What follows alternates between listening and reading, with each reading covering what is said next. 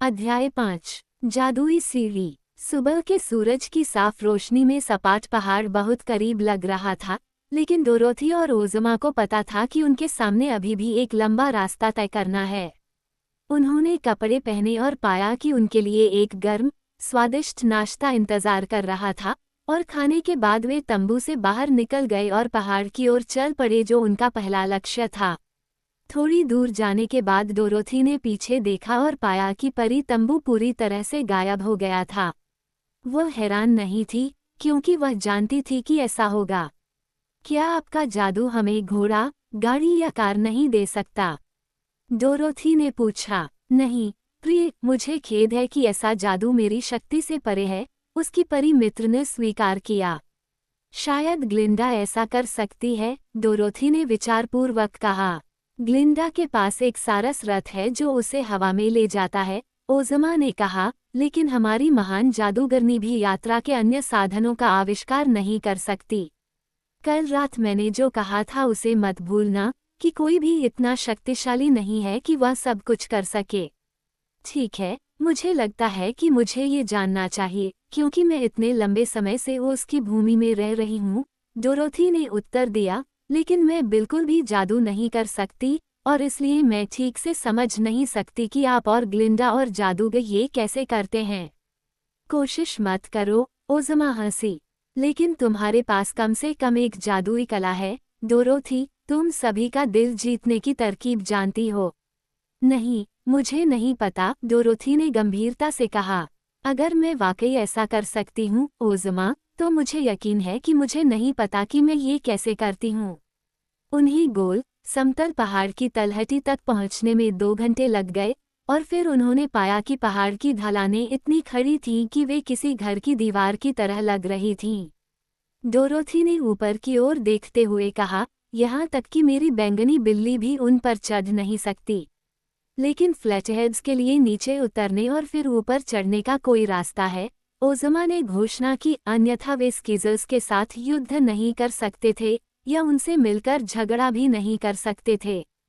ठीक है, ओज़मा, चलो थोड़ी दूर चलते हैं, शायद हमें कोई सीढ़ी या कुछ और मिल जाए। वे काफ़ी दूर तक चले, क्योंकि यह एक बड़ा पहाड़ था, और जब वे इसके चारों ओर चक्कर लगाते हुए ताड़ के पेड़ों के सामने पहुँचे, तो उन्हें अचानक चट्टान की दीवार से काटा गया एक प्रवेश मार्ग दिखाई दिया। ये प्रवेश द्वार ऊपर की ओर मेहराबदार था और बहुत गहरा नहीं था, क्योंकि यह केवल पत्थर की सीढ़ियों की एक छोटी सी उड़ान की ओर जाता था। ओह, हमें आखिरकार ऊपर जाने का रास्ता मिल ही गया, ओज़मा ने घोषणा की, और दोनों लड़कियां मुड़ी और सीधे प्रवेश द्वार की ओर चल दीं। अचानक वे किसी चीज से टकरा गईं और वहीं खड़ी हो गईं, आगे बढ़ने में असमर्थ। यार, डोरोथी ने अपनी नाक रगड़ते हुए कहा, जो किसी सख्त चीज से टकरा गई थी, हालांकि वह देख नहीं पा रही थी कि वह क्या है। यह उतना आसान नहीं है जितना दिखता है। हमें किसने रोका है, ओज़मा? क्या ये किसी तरह का जादू है? ओज़मा इधर उधर टटोल रही थी, उसकी पट्टियां उसके सामने फैली हुई थीं। हाँ प्रिया, ये जादू है, उसने उत्तर दिया। फ्लैटहेड्स को अपने पहाड़ की चोटी से नीचे के मैदान तक जाने का रास्ता बनाना था, लेकिन दुश्मनों को सीढ़ियों से ऊपर चढ़ने से रोकने के लिए उन्होंने प्रवेश द्वार से थोड़ी दूरी पर ठोस पत्थर की दीवार बनाई है। पत्थरों को सीमेंट से जगह पर रखा गया है, और फिर उन्होंने दीवार को अदृश्य बना दिया है।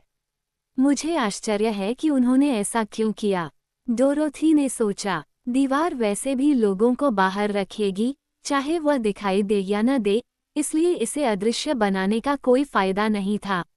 मुझे लगता है कि इसे ठोस छोड़ना बेहतर होता, क्योंकि तब कोई भी इसके पीछे का प्रवेश द्वार नहीं देख पाता। अब कोई भी प्रवेश द्वार देख सकता है, जैसा कि हमने देखा। और संभवतः कोई भी व्यक्ति जो सीढ़ियों से ऊपर जाने की कोशिश करता है, वो टकरा जाता है, जैसा कि हमने किया। ओज़मा ने तुरंत कोई जवाब नहीं दिया। उसका चेहरा गंभीर और विचारशील था। मुझे लगता है कि मुझे दीवार को अदृश्य बनाने का कारण पता है, उसने थोड़ी देर बाद कहा। फ्लैटहेड्स नीचे आने और ऊपर जाने के लिए सीढ़ियों का उपयोग करते हैं। अगर उन्हें मैदान तक पहुंचने से रोकने के लिए एक ठोस पत्थर की दीवार होती तो वे खुद दीवार में कैद हो जाते। इसलिए उन्हें दीवार के चारों ओर जाने के लिए कुछ जगह छोड़नी पड़ती थी, और अगर दीवार दिखाई देती तो सभी अजनबी या दुश्मन इसके चारों ओर जाने के लिए जगह ढूंढ लेते और फिर दीवार बेकार हो जाती। इसलिए फ्लैटहेड्स ने चालाकी से अपनी दीवार को अदृश्य बना दिया, यह मानते हुए कि जो कोई भी पहाड़ का प्रवेश द्वार देखेगा वह सीधे उसकी ओर चलेगा, जैसा कि हमने किया, और आगे जाना असंभव होगा। मुझे लगता है कि दीवार वास्तव में ऊंची और मोटी है और इसे तोड़ा नहीं जा सकता, इसलिए जो लोग इसे अपने रास्ते में पाते हैं उन्हें फिर से दूर जाना पड़ता है। ठीक है, डोरोथी ने कहा, अगर दीवार के पार जाने का कोई रास्ता है तो वह कहाँ है? हमें इसे ढूंढना ही होगा, ओज़मा ने जवाब दिया और दीवार के साथ साथ अपना रास्ता टटोलना शुरू कर दिया। डोरोथी ने उसका पीछा किया और जब ओज़मा प्रवेश द्वार से लगभग 1/4 मील दूर चली गई तो वह निराश होने लगी। लेकिन अब अदृश्य दीवार पहाड़ की तरफ मुड़ गई और अचानक समाप्त हो गई, जिससे दीवार और पहाड़ के बीच बस इतनी जगह रह गई कि एक सामान्य व्यक्ति उसमें से गुजर सके। लड़कियां एक एक करके अंदर चली गईं और ओज़मा ने बताया कि अब वे बैरियर के पीछे हैं और वापस प्रवेश द्वार पर जा सकती हैं। उन्हें आगे कोई बाधा नहीं मिली। ओज़मा, ज्यादातर लोग इस बात को उस तरह नहीं समझ पाते जिस तरह तुमने समझा, डोरोथी ने टिप्पणी की। अगर मैं अकेली होती तो अदृश्य दीवार निश्चित रूप से मुझे परेशान कर देती। प्रवेश द्वार पर पहुंचकर वे पत्थर की सीढ़ियां चढ़ने लगे। वे 10 सीढ़ियां चढ़े और फिर 5 सीढ़ियां नीचे उतरे, चट्टान से काटे गए मार्ग का अनुसरण करते हुए। सीढ़ियां इतनी चौड़ी थीं कि दोनों लड़कियां एक दूसरे का हाथ थामे साथ साथ चल सकें। 5 सीढ़ियों के नीचे मार्ग दाईं ओर मुड़ गया और वे 10 और सीढ़ियां चढ़ गए, लेकिन पाया कि सीढ़ी के शीर्ष पर 5 सीढ़ियां फिर से सीधे नीचे जाती थीं। फिर से मार्ग अचानक मुड़ गया, इस बार बाईं ओर, और 10 और सीढ़ियां ऊपर की ओर जाती थीं। मार्ग अब काफी अंधेरा था, क्योंकि वे पहाड़ के बीच में थे और मार्ग के मोड़ों के कारण दिन का सारा प्रकाश बंद हो गया था।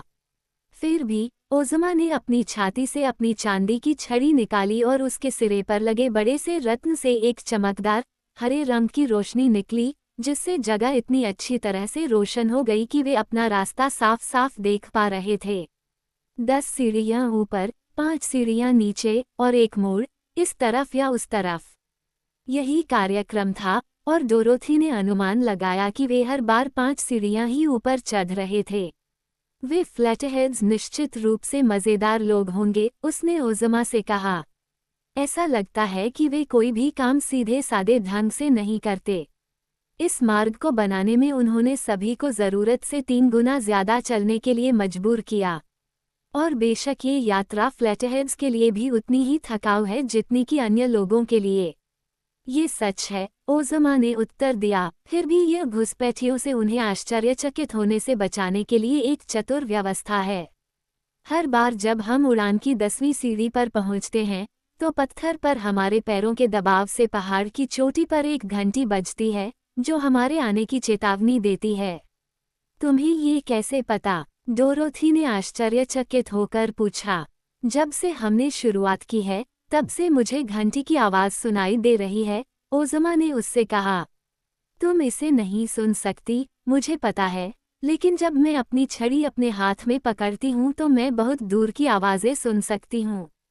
क्या तुम्हें पहाड़ की चोटी पर घंटी के अलावा कुछ सुनाई देता है?